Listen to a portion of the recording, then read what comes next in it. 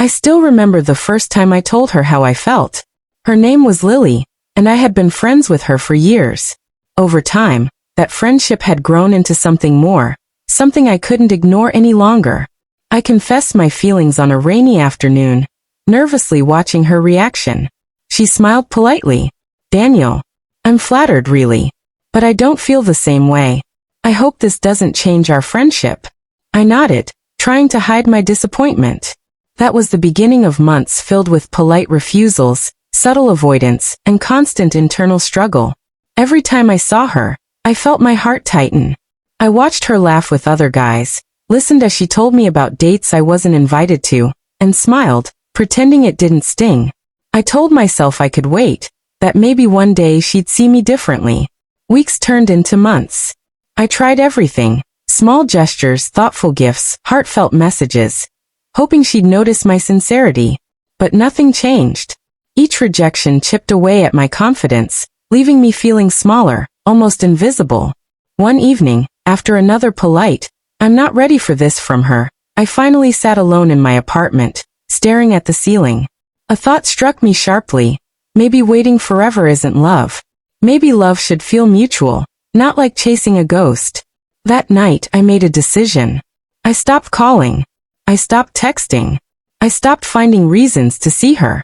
For the first time in months, I prioritized myself. I focused on work, my friends, and my own hobbies. I felt a strange mix of relief and guilt. Relief for reclaiming my time and energy. Guilt for stepping back from someone I cared about deeply. At first she noticed. She sent a few messages, casually asking how I was. I responded politely but briefly. Then the messages stopped coming altogether.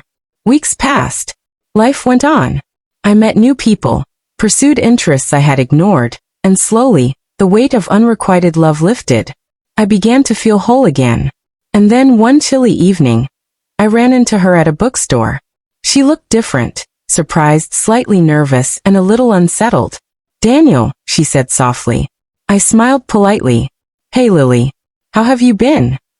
We talked casually at first about life, work, and mutual friends. But there was an undercurrent in her voice, a hesitation that hadn't been there before. Finally, she took a deep breath. I missed having you around. I didn't realize. I never saw how much you cared until you weren't there anymore." My chest tightened. A part of me wanted to tell her how I had waited, how I had tried, how her constant rejections had hurt.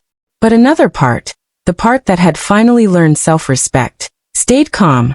"I'm glad you've realized that," I said gently. But by the time I walked away, I understood something important. Love isn't just about persistence. It's about being valued, being seen, and being wanted in return. Her eyes filled with tears. "I see that now. I was blind." I nodded, feeling a mixture of empathy and firmness. "I hope you find happiness, Lily. I really do. But my happiness now comes from choosing myself first." She reached out, almost instinctively, as if to touch my arm, but I stepped back slightly. Not out of cruelty, out of understanding. We parted that evening with a quiet acknowledgement of what had been, and what would never be. I felt a strange peace, knowing that I had walked away not out of anger, but out of love for myself. In the weeks that followed, I realized the true lesson. Waiting endlessly for someone to notice your worth can trap you in heartbreak. Walking away doesn't mean you stop caring. It means you finally respect yourself enough to seek reciprocity. And as life often does, the decision brought unexpected freedom. I discovered passions I had ignored, built stronger friendships, and slowly met people who appreciated me for who I truly was. Occasionally, I would think of Lily, not with longing, but with clarity. She had taught me patience, resilience, and the importance of self-respect. But she no longer held power over my happiness. The moment I walked away, the shift happened. I reclaimed my life, my confidence, and my joy. And in that reclamation, I found something far more satisfying than any unrequited love. The realization that the right people value you without hesitation.